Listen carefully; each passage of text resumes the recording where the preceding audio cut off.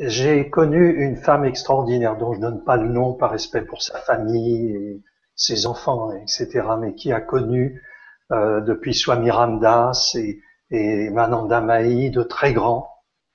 Et je l'ai invité à rencontrer Swamiji lors de un de ses retours en France. Je lui ai dit, voilà, j'ai rencontré un grand sage.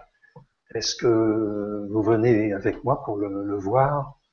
Et lors de notre retour dans le train, je me suis permis de lui demander, mais et Babaji, cet être qui maintient son corps depuis des milliers d'années, et Swamiji, dès l'avoir rencontré, elle n'était pas enclin à vous voyez, à des questions mystérieuses, enfin, qui relèvent du paranormal, etc. Elle m'a dit, quelle importance!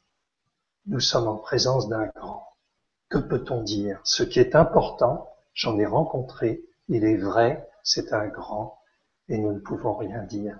Et ça a été une réponse, certainement, voilà. Avec le peu de temps que nous avons, c'est une réponse qui est vraiment complète. D'accord. Alors, Swamiji, donc, c'est lui qui vous a transmis comment on appelle ça, la Gayatri, c'est ça? La Gayatri, oui. Qui est un texte sanskrit qui appartient au Rig Veda, si je ne m'abuse, donc qui est un recueil Qui a donné de, naissance au de Veda. mantras, Oui. voilà, qui est à la base, qui est le mantra le plus sacré des Védas, Et le plus d'après ce que j'ai ancien pu lire, aussi, le plus plus ancien. ancien. Ouais.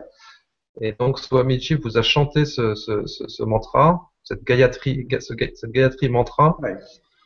Et qu'est-ce que ça représentait? Ça représentait une forme de transmission, donc à ce moment-là, pour vous? Une transmission pour enseigner. Une transmission lorsque je lui parlais de mes méditations dans la nature, après avoir rencontré Krishnamurti, et Mhm, aussi l'importance de Nisargadatta Maharaj.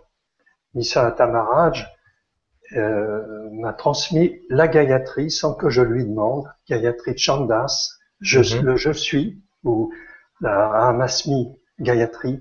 Je suis tombé malade après ce darshan, après cette transmission. Pendant longtemps, j'ai été presque aveugle, j'étais alité, et mhm, avec cette Gayatri, avec cette méditation et la réponse à mes questions qui peut se résumer, faut passer de dhyana à l'état de méditation à la connaissance, jnana, et cette Gayatri. Et ça a été vraiment aussi vraiment très très précieux cette notion d'unité, hein, on peut dire le Vedanta élargi à la nature, à l'univers. mhm.